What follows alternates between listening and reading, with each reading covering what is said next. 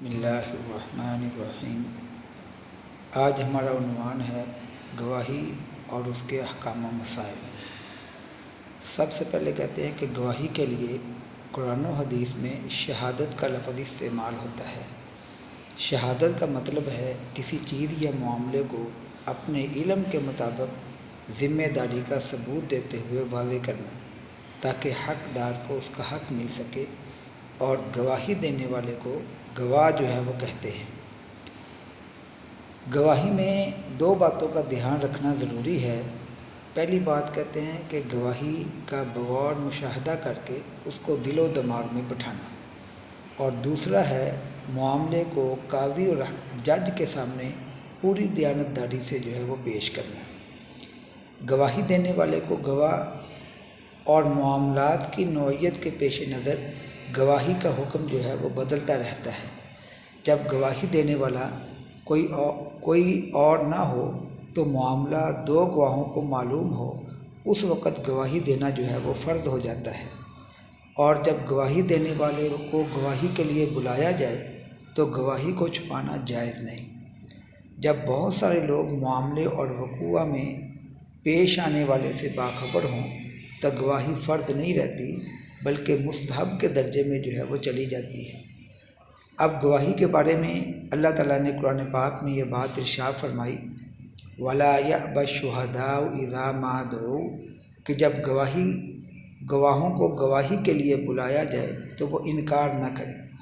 اور گواہی چھپانے کی ممانعت کے حوالے سے اللہ تعالیٰ نے قرآن پاک میں ارشاد فرمایا، وَلَا تَكْتُمُوا الشَّهَادَةَ وَمَن يَكْتُمْهَا فَإِنَّهُ آثِمٌ قَلْبُهُ وَاللَّهُ بِمَا تَعْمَلُونَ عَلِيمٌ، اور گواہی کو مت چھپاؤ، اور جس کسی نے اس گواہی کو چھپایا تو بے شک اس کا دل گناہ گار ہے، اور جو تم کرتے ہو اللہ اس کو خوب جاننے والا ہے۔ اب کہتے ہیں کہ اسلام میں شہادت امانت کی طرح ہے۔ جس طرح باقی امانتیں پوری کرنا لازم ہے، بالکل اسی طرح گواہی دینا بھی ایک امانت ہے جو ادا کرنا بہت زیادہ ضروری ہے۔ گواہی دینا بعض اوقات آنکھوں دیکھا واقعہ بیان کرنا ہوتا ہے، جس کو عینی شہادت وہ کہتے ہیں، اور بعض اوقات گواہی کسی چیز کو سن کر وہ شہادت دیتا ہے، اس کو سمعی شہادت کہتے ہیں۔ اور جب کسی شخص کو اپنی شہادت پہ گواہ بنا دیتا ہے، اس کو شہادت علی الشہادت وہ کہا جاتا ہے۔ تو گواہی کی تین قسمیں ہو گئیں، عینی شہادت، سمعی شہادت اور شہادت علی الشہادت۔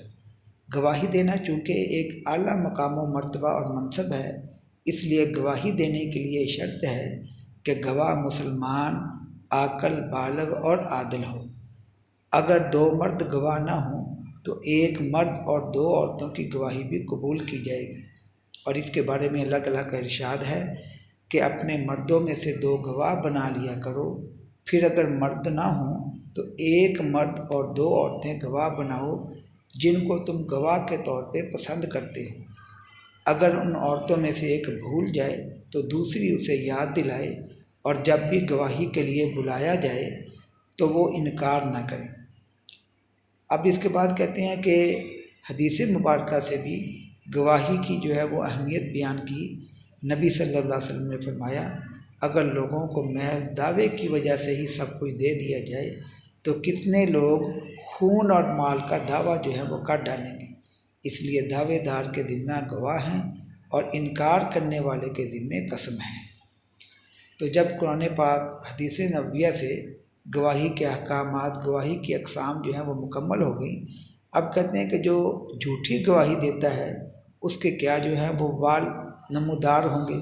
تو نبی صلی اللہ علیہ وسلم کا ارشاد ہے کہ جھوٹی گواہی دینے والے بت پوجنے کے برابر ہیں، اور جھوٹی گواہی بت پرستی کے برابر قرار دیا گیا۔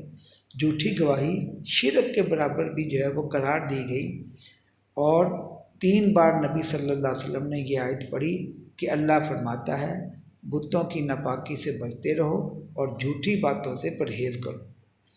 تو کہتے ہیں کہ جھوٹی گواہی کا وبال حدیث مبارکہ سے ہم نے وہ سمجھ لیا۔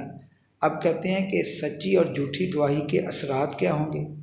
سب سے پہلے کہتے ہیں کہ سچی گواہی سے معاشرے میں امن قائم ہوتا ہے، بھائی چارے کے جذبات فروغ پاتے ہیں، ایک دوسرے کے لیے ایثار کا جذبہ پیدا ہوتا ہے، رضائے الہی کا حصول ممکن ہونے کے ساتھ ساتھ احساس ذمہ داری جیسے احساسات جو ہیں وہ فروغ پاتے ہیں۔ تو سچی گواہی سے ان ساری چیزوں کا معاشرے کے اندر جو ہے وہ ہمیں فائدہ حاصل ہوتا ہے۔ لیکن کہتے ہیں کہ جب جھوٹی گواہی دیں گے اس سے کون کون سی اثرات معاشرے کے اندر نمودار ہوں گے؟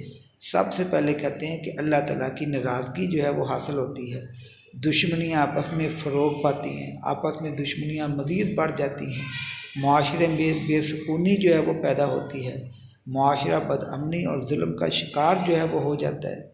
تو لہٰذا جھوٹی گواہی سے جو ہے وہ ہمیں پرہیز کرنا چاہیے اور وہ گواہی دیں جس سے معاشرے کے اندر اچھے جو ہیں وہ جذبات نمودار ہوں۔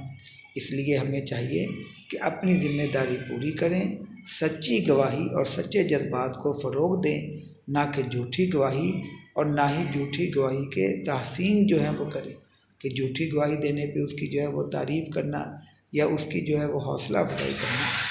اللہ تعالیٰ عمل کی توفیق عطا فرمائے۔